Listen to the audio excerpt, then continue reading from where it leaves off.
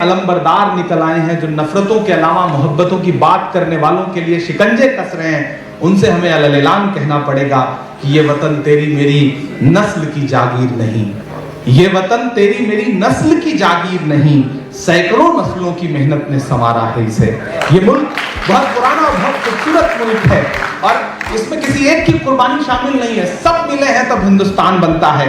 ये वतन तेरी मेरी नस्ल की जागीर नहीं, सैकड़ों नस्लों की मेहनत ने संवारा है इसे। कितने जहनों का लहू, कितनी निगाहों का शफक, कितने जहनों का लहू, कितनी निगाहों का अरक, कितने चेहरों की हया, कितनी जबीनों की शफक, खाक की नजर हुई तब ये नजारे बिखरे। आसान नहीं था, खाक की नजर हुए तब ये नजारे बिखरे।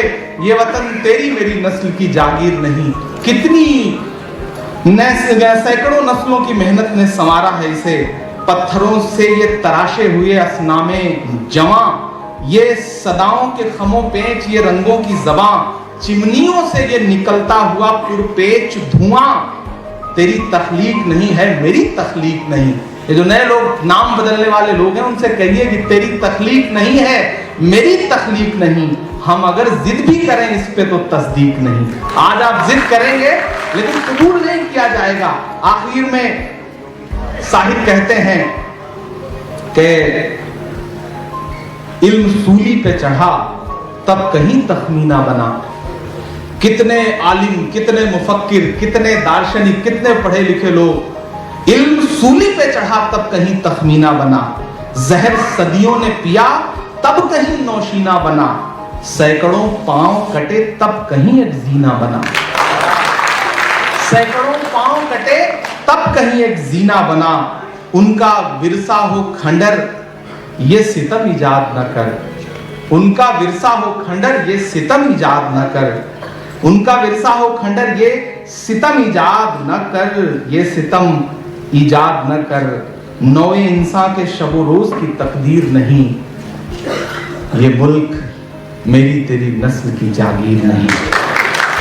हम बिल्कुल आखिरी बहुत शुक्रिया और इमरान साहब का बहुत शुक्रिया।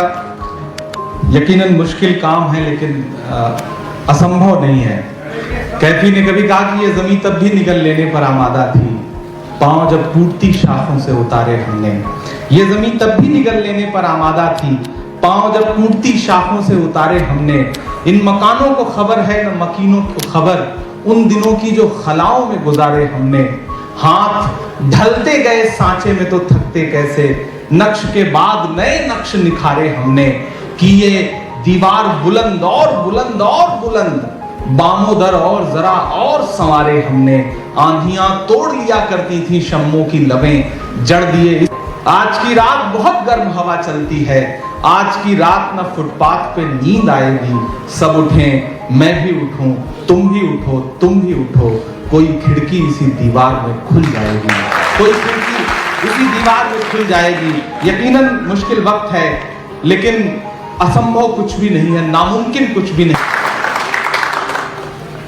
डॉक्टर उदय प्रताप हिंदी के बड़े मूर्धन्य कवि हैं और इस देश की लोकसभा और राज्यसभा में भी रहे।